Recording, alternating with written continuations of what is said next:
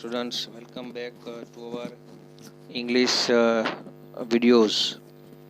So today in standard of 9th we are going to discuss about Rani Ki Vav. Friends, Rani Ki Vav, have you heard the name before? જેને ગુજરાતીમાં આપણે રાણીની વાવ, રાણી કી વાવ પણ ગુજરાતીમાં આપણે કહીએ છીએ. તો એના વિશેનો અહીંયા યુનિટ એટલે કે ચેપ્ટર આપવામાં આવ્યું છે, જેના વિશે આપણે થોડીક ચર્ચા કરી લઈએ. તો સૌ પ્રથમ, have you seen this temple before? તમે આ ટેમ્પલ ક્યારેય જોયું છે? હવે એ ટેમ્પલ જે છે એ ઓફ અબાઉટ સોમનાથ ટેમ્પલ. તો સોમનાથ ટેમ્પલ તો તમે સાંભળ્યું જ હશે વિદ્યાર્થી મિત્રો. એના વિશેનો અહીંયા પેરેગ્રાફ આપ્યો છે, એના વિશે આપણે થોડીક ચર્ચા કરી લઈએ. તો અહીંયા એક પેરેગ્રાફ છે કે જેમાં ખાલી જગ્યાઓ આપેલી છે અને ઉપર તમે જોઈ શકો છો કે કૌંસમાં જુદા જુદા શબ્દો આપેલા છે. એ શબ્દોને તમારે ખાલી જગ્યામાં પૂરવાના છે. હવે આપણે જોઈએ તો this temple of Somnath is a great architectural.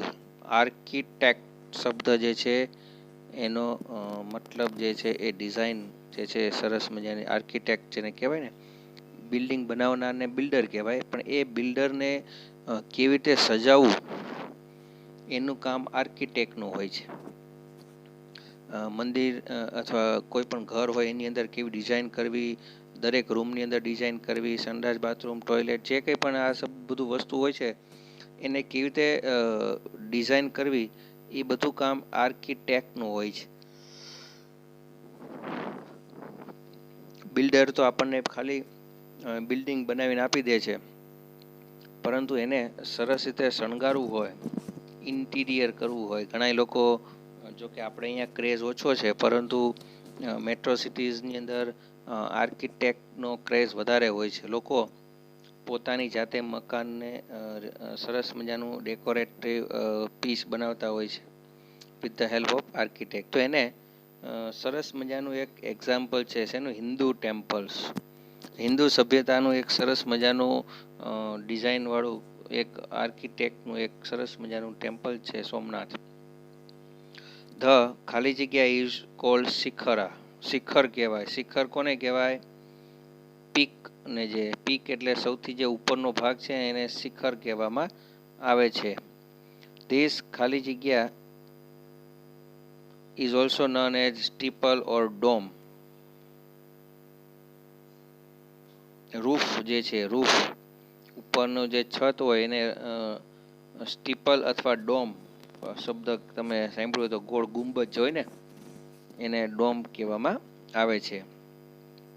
આ બધા વર્ડ્સ તમે સાથે સાથે નોટ કરતા જજો, કારણ કે એક્ઝામની અંદર પેરેગ્રાફ પૂછાય છે, ખાલી જગ્યાવાળા પેરેગ્રાફ. તો તમે એમાં શબ્દ, જાણીતા શબ્દ જો હશે, તમારા ધ્યાનમાં આવ્યા હશે શબ્દો, તો તમે ઝડપથી જવાબ પૂરી શકશો વિદ્યાર્થી મિત્રો. The temple faces east and has a big central hall with 3 entrances. બરાબર. It has richly carved doorways. Somnath મંદિર તમે જોયું હશે, સરસ મજાના 3 એન્ટ્રન્સ છે આગળ, અને એના જે દરવાજા છે એ કાર્વડ હોય છે. કાર્વડ એટલે કર્વ કરેલા, એટલે કોતરણી કરેલા. કાર્વનો મતલબ થાય છે કોતરણી કામ. The endless blanks are called સ્તંભs. તો પિલર, પિલરને સ્તંભ કહેવામાં આવે છે ગુજરાતી ભાષાની અંદર. હવે જો તમે જ્યાં શબ્દ તમે જોયું હોય તો ઇન્વર્ટેડ કોમામાં ગુજરાતી ભાષાનો ઉપયોગ અંગ્રેજીમાં તમે કરી શકો છો. વોટ્સઅપની લેંગ્વેજ કેવી હોય એવી રીતે ઇન્વર્ટેડ કોમાની અંદર તમે ગુજરાતીનું અંગ્રેજી એમને લખી શકો. તો સ્તંભને ઇંગ્લિશમાં શું કહેવામાં આવે છે? પિલર કહેવામાં આવે છે. They make it look spectacular. Spectacular એટલે અદ્ભુત. વન્ડરફુલ, બ્યુટીફુલ થી પણ ઉપર, થી પણ વધારે સુંદર હોય તો સ્પેક્ટેક્યુલર શબ્દ વાપરવામાં આવે છે. There is blank અને blanks on the tallest peak of the temple. શું છે ત્યાં? tallest peak of the temple ઉપર શું હોય?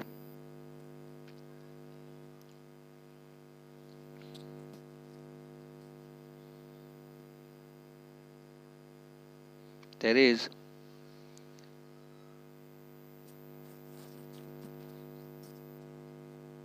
curved અને flag. કર્વડ ફ્લેગ કેવો હોય છે? કર્વ કરેલું એટલે વળાંક વાળું પણ હોઈ શકે. જો લહેરાતો તિરંગો, સોરી ધજા. We can also see blank domes. કેવા ડોમ્સ આપણે જોઈ શકીએ છીએ? મેજેસ્ટિક ડોમ્સ પણ કહી શકાય.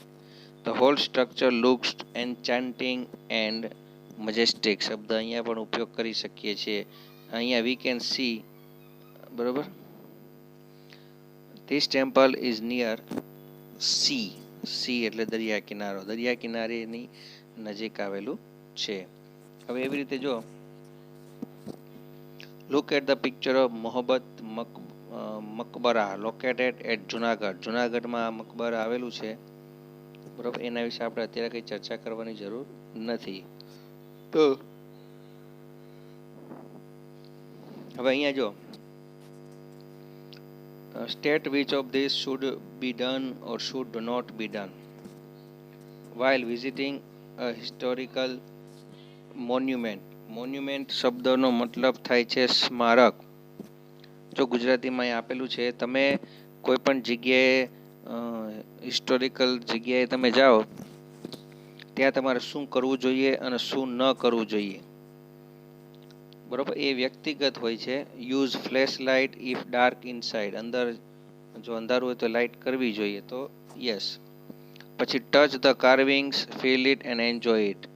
કોઈ પણ વસ્તુને ટચ ન કરવી જોઈએ, તો અહીંયા ફોલ્સ આવે. પછી મેકિંગ નોઇઝીસ, અવાજ કરવો જોઈએ કે નહીં, તો નો, એટલે અવાજ ન કરવો જોઈએ. અવાજ એટલે ઘોંઘાટ. To record visit, carve your name only on the corner stones. ઘણાને પથ્થરો ઉપર અહીંયા લખવાની ટેવ હોય, બધાના નામ પોતપોતાના. જાણે આપણે કઈ રાજા મહારાજાના સંતાનો નથી, બરોબર, કે આપણે કઈ એવું કઈ પુણ્યવાળું કામે નથી કર્યું, તો ઘણા લોકો કોઈ પણ જગ્યાએ જતા હોય તો ત્યાં પોતાના નામ લખાવતા હોય છે, નામ કોતરતા હોય. તો આવી બધી પ્રવૃત્તિઓ ન કરવી જોઈએ, એ આપણી માટે સારું કહેવાય નહીં. કીપ ધ પ્લેસ ક્લીન, હા, તો યસ, જ્યાં ત્યાં કચરો ન કરવો જોઈએ. Listen to the guide carefully. કોઈ ગાઈડ હોય આપણું, તો એ જે કંઈ પણ વાત સ્ટોરી કહે ને એને આપણે સાંભળવું જોઈએ. Scratch the exhibits to check its material. કોઈ પણ જગ્યાએ સ્ક્રેચીસ ન કરવું જોઈએ material. Ask questions to your teacher or the guide. તમારા ટીચરને અથવા ગાઈડને તમે મેક્સિમમ ક્વેશ્ચન પૂછતા જાઓ અથવા પૂછવા જોઈએ, જેથી કરીને તમને પૂરતી માહિતી મળી રહે. હવે આગળ અહીંયા પાઠની શરૂઆત કરીએ. રાણકી વાવ એટલે એને ધ સ્ટેપ વેલ કહેવામાં આવે છે અંગ્રેજી ભાષાની અંદર. સ્ટેપ વેલ, વેલ એટલે કૂવો, કૂવામાં જવા માટેના પગથિયા. You can see the picture of this Ranki Vav in this chapter, and also you have a textbook with you, so you can imagine Ranki Vav, or if you can find more information in the YouTube. So lots of materials are available to help or to get knowledge about Ranki Vav. તો રાણકી વાવ it is called the step well, underline કરજો, is an approved site on the world heritage. Heritage શબ્દનો મતલબ થાય છે વારસો. રાણકી વાવને એક વિશ્વ વારસો તરીકે માનવામાં આવે છે. વૈશ્વિક વારસો ખાલી ભારત દેશનો, ખાલી ગુજરાતનો જ પૂરતું નથી. વિચાર કરો, આખી દુનિયામાં રાણકી વાવને એક વૈશ્વિક વારસો પણ માનવામાં આવ્યો છે. It was declared by the UNESCO at the World Heritage Committee. Underline કરજો. આ વૈશ્વિક વારસો કોના દ્વારા જાહેર કરવામાં આવ્યો છે?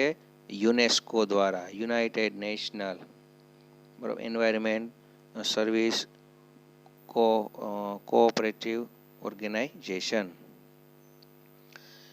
UNESCO has recognized this masterpiece as an exceptional example of water management system. What is રાણકી વાવ? રાણકી વાવ છે શું? આપણને પ્રશ્ન થાય. આપણે જોઈએ ચિત્રમાં નકરા પગથિયા આપેલા છે ચિત્રની અંદર, પણ actually what is the Rani ki Vav or what is the meaning of this site? તો એ શું છે? રાણકી વાવ જે છે એ example of water management system, પાણીને લગતું, પાણીનો સદુપયોગ કેવી રીતે કરવો એની માટેનું એક ઉત્તમ ઉદાહરણ છે. વિદ્યાર્થી મિત્રો, આ કંઈ અત્યારે કંઈ હમણાં 100-200 વર્ષ પુરાનું નથી. તો પહેલાં તો આપણે અત્યારે તો પાણી સંગ્રહ કરવા માટે ઘણું બધું વ્યવસ્થા કરવામાં આવે છે, પરંતુ પહેલાંના સમયમાં એવું કશું હતું નહીં. પણ છતાંય it is a wonderful sample of technological development for utilizing groundwater resources in a single structure. એક કલા કારીગરીનું અદ્ભુત નમૂનો છે કે જેના થકી પાણીનો જે સ્ત્રોત છે યુટિલાઇઝ કરવું. UTILIZE એનો મૂળ શબ્દ છે, એને આઈનજી લગાડ્યું. તો પાણીના સ્ત્રોતને એક સિંગલ જગ્યાએ, એક એવા માળખાની અંદર, એક જ માળખાની અંદર વિશાળ પ્રમાણમાં પાણીનો જથ્થો સંગ્રહ કરવા માટેનું એક માધ્યમ છે રાણકી વાવ. It is also a unique illustration of breaking large spaces into smaller volumes with artistic presentation. મોટા મોટા જે કંઈ પણ સાધનો છે, મોટી મોટી જગ્યાઓમાંથી સરસ મજાનું નાનકડું એવું એક વોલ્યુમ બનાવી. વોલ્યુમ એટલે એક એવી વસ્તુ બનાવી કે જે આર્ટિસ્ટિક પ્રેઝન્ટેશન, કલા કારીગરોની એક શ્રેષ્ઠ રજૂઆત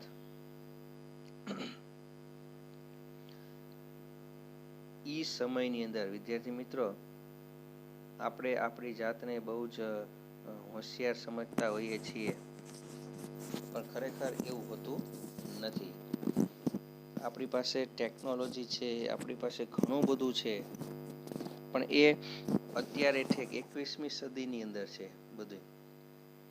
પણ આ વસ્તુ જે બનાવવામાં આવી છે, વિચાર કરો, એની પાસે તો કોઈ પણ જાતનું કોમ્પ્યુટર નહોતા, કોઈ પણ જાતના જેસીબી નહોતા, કોઈ પણ જાતના મોટા મોટા અને હેવી ઇક્વિપમેન્ટ નહોતા, અને છતાં પણ આ વસ્તુ બનાવી. તો આ એક કલા કારીગરનો એક શ્રેષ્ઠ નમૂનો કહેવાય. કલા કારીગર, જે કંઈ પણ કારીગર છે ને, એની કલાને બિરદાવવા માટેનું આ એક શ્રેષ્ઠ જગ્યા છે કે જે કંઈ પણ તમે અત્યારે જુઓ છો ને ચિત્રની અંદર, એક અદ્ભુત નમૂનો કહેવાય. વિદ્યાર્થી મિત્રો, Rani ki Vav has a great appeal to see to every observer. Observer એટલે ઓબ્ઝર્વ કરનાર, જોનારને એક અપીલ કરે છે કે તમે પણ કંઈક આમાંથી શીખો, કંઈક તમે પણ આવો પ્રયત્ન કરો. જો ચિત્રમાં તમે દેખાય છે, હજી તમે ક્લિયર તમારી પાસે જે ટેક્સ્ટ બુક છે એમાં તમે જોઈ શકો. હવે આગળ જોઈએ આપણે. અંડરલાઈન કરજો. Udayamati, queen Udayamati the widow, WIDOW. જો વિડો એટલે વિધવા, જેના પતિ મૃત્યુ પામ્યા હોય, ઇટ ઇઝ કોલ્ડ વિડો, એને વિડો કહેવામાં આવે છે. કિંગ ભીમદેવ વન, રાજા પ્રથમ, ભીમદેવ પ્રથમ ના પત્ની એ આ વાવ બનાવી છે. Constructed this vav between 1022 and 1063 AD. બરોબર. એડોનિમ ડાયમેન્શન, એને ડાયમેન્શન કહેવાય, એડી અને ઈડી. બરોબર. 1022 એટલે 11મી સદી. વિચાર તો કરો, અત્યારે 21મી સદી થઈ છે. 1000 વર્ષથી પણ પહેલાનો સમય એમ કહેવાય ને કે વીતી ગયો છે. વિચાર કરો, એવરેજ 1000 વર્ષ થઈ ગયા, પણ છતાંય આ વસ્તુ જે છે એ એમનેમ છે. તો કેવી કારીગરી કહેવાય. વિચાર કરો, અત્યારે કોઈ બિલ્ડર મકાન બાંધે ને તો 35 વર્ષ તો માંડ મકાન ટકે છે. 30 વર્ષ ગણો, 25 વર્ષ ગણો. એક મકાન 25 વર્ષથી વધારે લાંબો સમય ટકતું નથી.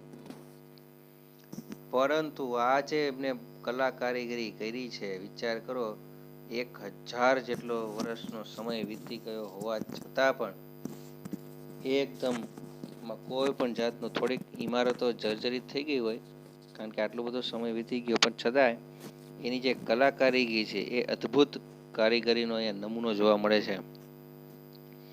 રાણકી વાવ has become one of the most popular places to visit in Gujarat. તો આપણે તો નસીબદાર કહેવાય વિદ્યાર્થી મિત્રો કે આ જે રાણકી વાવ છે એ ક્યાં આવેલું છે? ગુજરાતમાં આવેલું છે. One of the most popular, ગુજરાતનું સૌથી જાણીતું અને પ્રખ્યાત જગ્યા હોય તો એ રાણકી વાવ છે. King Bhimdev one belong to the Solanki dynasty of Anhilwad Patan. Bhimdev one જે છે એ સોલંકી વંશજ હતા. ડિનેસ્ટી, DYNSTY, ડિનેસ્ટી એટલે વંશજ હોવું. સોલંકી યુગના વંશજ હતા ઓફ અનહિલવાડ પાટણ. કઈ જગ્યાએ?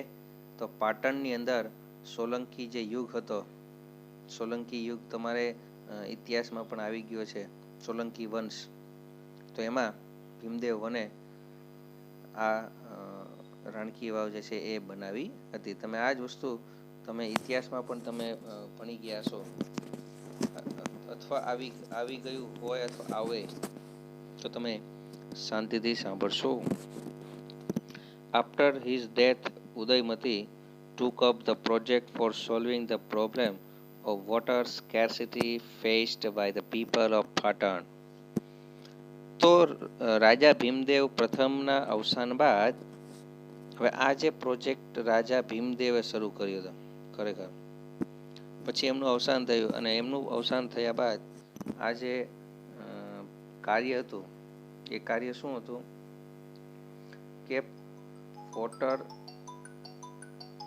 વોટર સ્કેરસિટી જે હતી, પાણીની જે સમસ્યા હતી, સ્કેરસિટી એટલે અછત, પાણીની જે અછત હતી પાટણના લોકોને, એ સોલ્વ કરવા માટે એમણે રાજાએ આ વાવ બનાવવાનું નક્કી કર્યું હતું.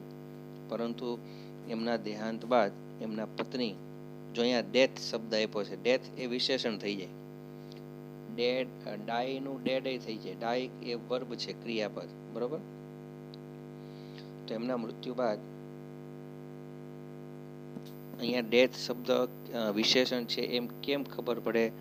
તો તમે જુઓ કે ડેથ શબ્દની આગળ હીઝ આપ્યું, હીઝ, હર ને માય ને યોર ને આ બધા પોઝેસિવ પ્રોનાઉન કહેવાય, એટલે કે સંબંધવાચક સર્વનામ હોય ને એના પછી જે શબ્દ આવે ઇટ ઇઝ કોલ્ડ એડજેક્ટિવ, એને વિશેષણ કહેવાય. સમજાઈ ગયું?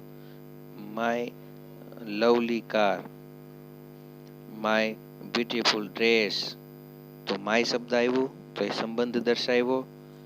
તો આવા જે સંબંધવાચક જે સર્વનામો છે ને એના પછી જે શબ્દ વપરાય બરોબર, એ વિશેષણ હોય છે. Unfortunately the queen also died before the completion of the structure. બદનસીબ એવા થયા કે અહીંયા રાણી ઉદયમતીનું પણ આ સ્ટ્રક્ચર પૂરું થયું એ પહેલા જ અવસાન થઈ ગયું. જો અહીંયા ડાય શબ્દ છે તો આ ક્રિયાપદ આવ્યું, ઉપર ડેથ હતું, મૃત્યુ થયું, ઓલામાં મૃત્યુ શબ્દ આપ્યો છે. In the world of architecture, આર્કિટેક્ટની દુનિયામાં her beautiful idea has received immense appreciation. આ જે એમણે જે પોતાનો જે શ્રેષ્ઠ જે વિચાર રજૂ કર્યો ને, પાણીને બચાવવા માટેનો એમને જે વિચાર રજૂ કર્યો, એના માટે લોકોએ આખી દુનિયામાં, એક ફક્ત ભારત દેશમાં નહીં પણ આ સમગ્ર દુનિયામાં એમના વખાણ કર્યા હતા. વિદ્યાર્થી મિત્રો, આજનું એ રાખીએ છીએ વિડીયોમાં. નેક્સ્ટ વિડીયોની અંદર આગળનો પેરેગ્રાફ વિશે ચર્ચા કરીશું.